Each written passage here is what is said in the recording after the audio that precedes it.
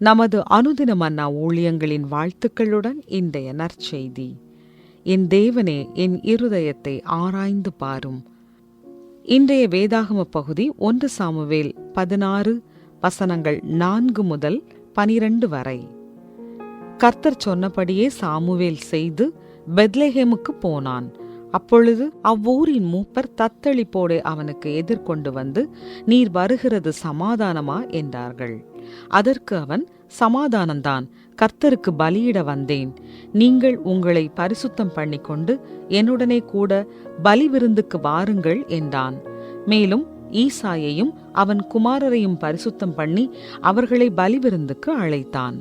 அவர்கள் வந்தபோது அவன் எலியாபை பார்த்தவுடனே, கர்த்தரால் அபிஷேகம் பண்ணப்படுபவன் இவன்தானாக்கும் என்றான்.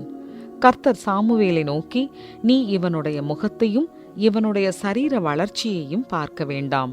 நான் இவனை புறக்கணித்தேன். மனுஷன் பார்க்கிறபடி நான் பாரேன். மனுஷன் முகத்தை பார்ப்பான், கர்த்தரோ இருதயத்தை பார்க்கிறார் என்றார். அப்பொழுது ஈசாய் அபினதாபை அழைத்து அவனை சாமுவேலுக்கு முன்பாக கடந்து போக பண்ணினான். அவன், இவனையும் கர்த்தர் தெரிந்து கொள்ளவில்லை என்றான். ஈசாய் சம்மாவையும் கடந்து போக பண்ணினான்.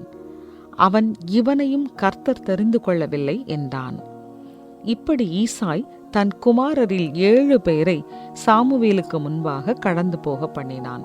பின்பு சாமுவேல் ஈசாயை பார்த்து, கர்த்தர் இவர்களில் ஒருவனையும் தெரிந்து கொள்ளவில்லை என்று சொல்லி, உன் பிள்ளைகள் இவ்வளவுதானா என்று ஈசாயை கேட்டான். அதற்கு அவன், இன்னும் எல்லாருக்கும் இளையவன் ஒருவன் இருக்கிறான். அவன் ஆடுகளை மேய்த்து கொண்டிருக்கிறான் என்றான். அப்பொழுது சாமுவேல் ஈசாயை நோக்கி, ஆள் அனுப்பி அவனை அழைப்பி. அவன் இங்கே வருமட்டும் நான் பந்தி இருக்க மாட்டேன் என்றான்.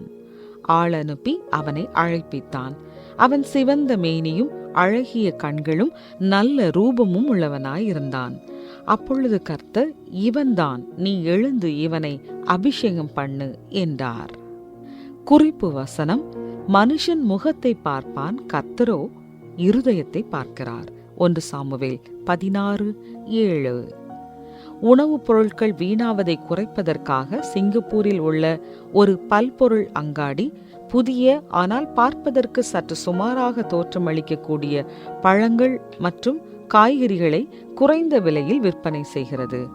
ஒரு வருடத்தில் இந்த முன்முயற்சியானது 850 டன்களுக்கும் அதிகமான விளைபொருட்களை வீணாவதிலிருந்து தடுத்து சேமித்தது. இவ்வளவு பழங்களும் காய்கறிகளும் பார்த்தவுடன் வாங்க தூண்டும் அழகியல் சார்ந்த தர நிலைகளை பூர்த்தி செய்யாததால் தூக்கி எறியப்பட்டிருக்க கூடும். வெளிப்புற தோற்றங்கள், வடுக்கள் மற்றும் வினோதமான வடிவங்கள், சுவை மற்றும் ஊட்டச்சத்து ஆகியவை அவைகளின் மதிப்பை பாதிக்காது என்பதை கடைக்காரர்கள் விரைவில் அறிந்து கொண்டனர். வெளிப்புற தோற்றங்கள் உள்ளே இருப்பதை எப்போதும் தீர்மானிப்பதில்லை. இஸ்ரவேலின் அடுத்த ராஜாவை அபிஷேகம் செய்ய தேவனால் அனுப்பப்பட்ட சாமுவேல் தீர்க்கதரிசி இதே போன்ற பாடத்தை கற்றுக்கொண்டார்.